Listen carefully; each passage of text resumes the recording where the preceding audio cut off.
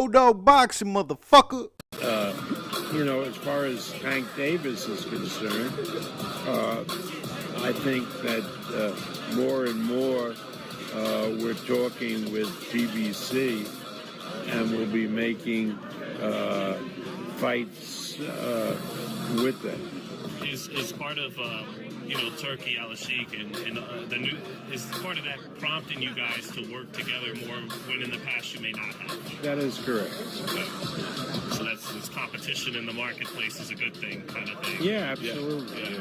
Yeah. So, but as far as Hank Davis is concerned, I think that more and more we're talking with PBC, and we'll be making fights with them.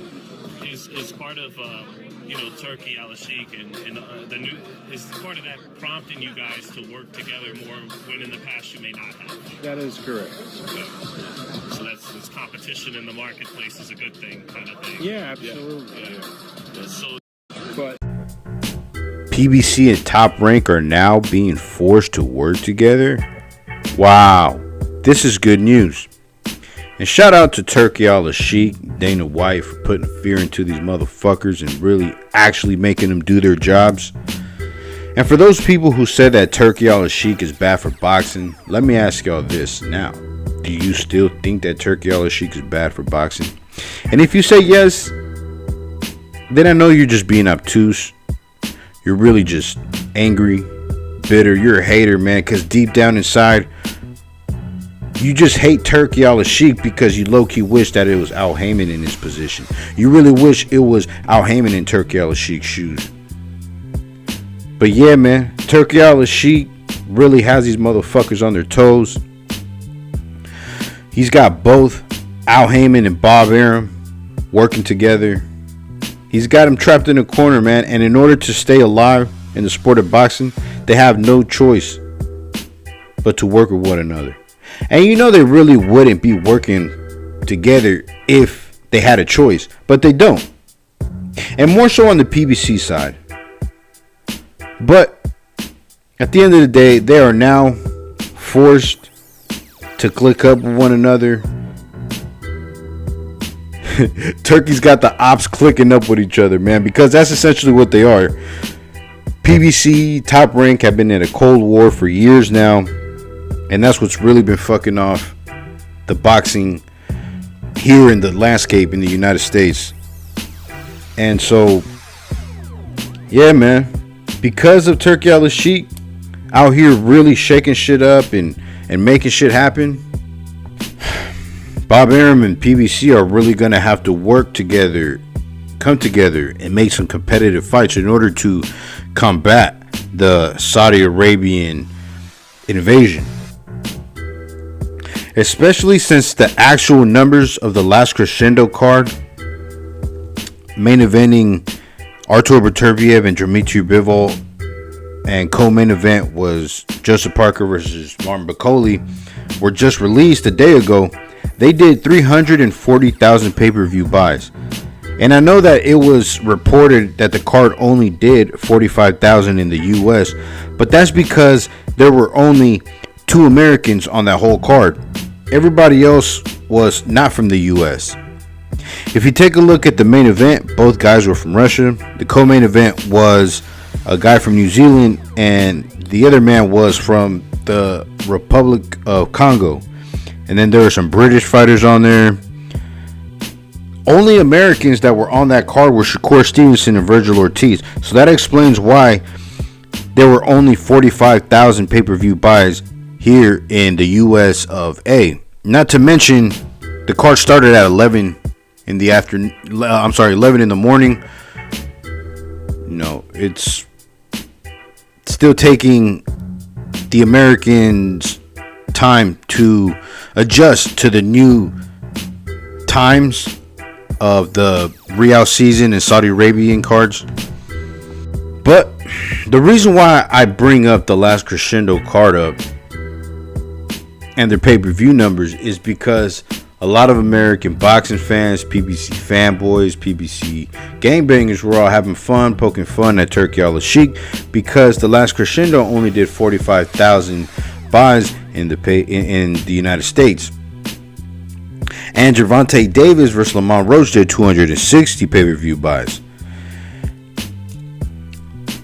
The Americans thought that they did better. However, when the card's official numbers came out, the overall numbers came out, the last crescendo sold 80,000 more pay-per-views than Gervonta Davis versus Lamont Roach did overall. So in reality, who really got the last laugh?